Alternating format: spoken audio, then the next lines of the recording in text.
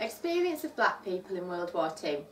This would be the perfect opportunity to use this for an 8-mark question because the subject content fits that type of question perfectly.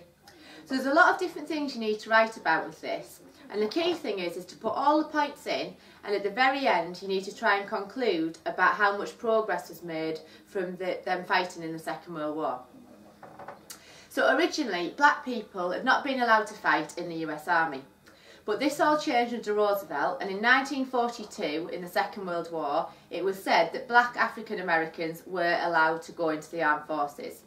They were also allowed to go into the Navy, but as we know, a lot of them who worked in the Navy were things like cooks and things like that. So it wasn't really that they were meant to be at the front line fighting.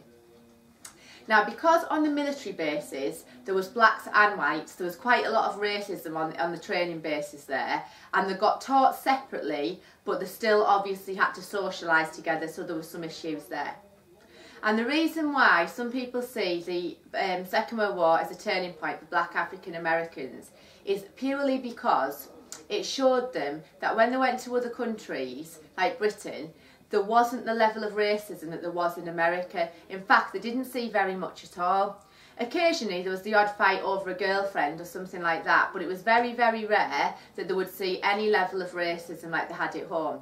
And there was no segregation in other countries. So if you like, it opened black people's eyes to how they should be treated.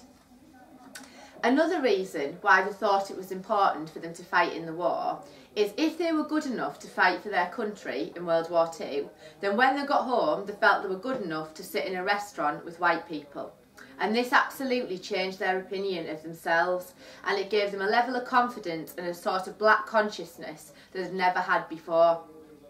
Now, because of the huge racism issues in America, it was never going to change overnight, but they came back from the Second World War and it was almost that they thought there should be change, where before they were so used to the racism that they experienced, I don't think they really believed that anything would actually change. Now, as you'll remember, we've talked about CORE and the NAACP a lot, and CORE became interested in the idea of black civil rights during the Second World War, and they started to demand equality for them as soon as 1942. During the Second World War, the NAACP membership increased to around 500,000, and this was important because it gave people an awareness that they should be treated more equally. Racism, though, was still really bad during the Second World War, and we can't forget that.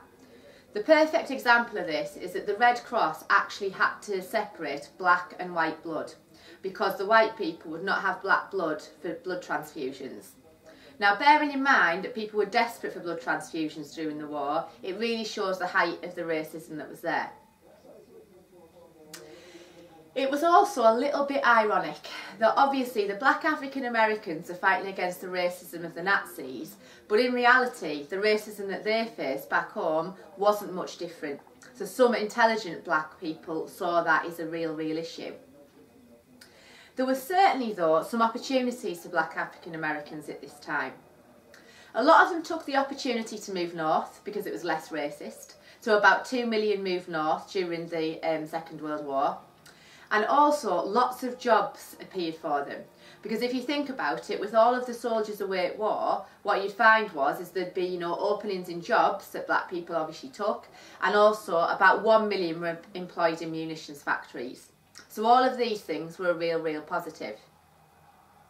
Something else to come out of it as well was that the black Africans who fought in the war took advantage of the GI Bill.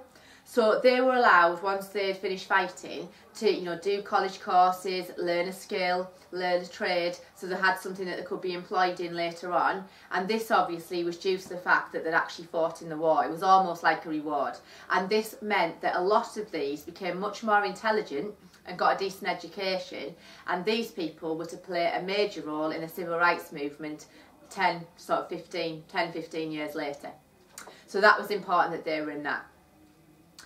I think something that definitely must be said about the impact that the war had was when they came home, they believed that it would be a huge turning point and everything would change for them.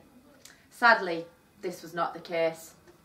In 1945, when many of them returned on the boats from the other countries that they served in, it was very, very clear that blacks would go to the left and you would have whites going to the right. So the difference is they came off the boats and they were immediately reminded of their place in America. For 10 whole years, it appeared like nothing much had happened due to the experience in World War II, and this was a real shame because they did make a massive contribution. It wasn't until years later that some of these men who showed extreme bravery were given medals of honour for what they'd done, because none were actually given them during the war, which is a real shame. And also, something that you must remember is really the first movement towards gaining civil rights was 1955. So the long-term effects of it were that it had to wait for 10 years to get any real change. So in that sense, the impact of the Second World War certainly had its place, but it wasn't as important as they'd hoped, and they did have to wait 10 more years for any real progress.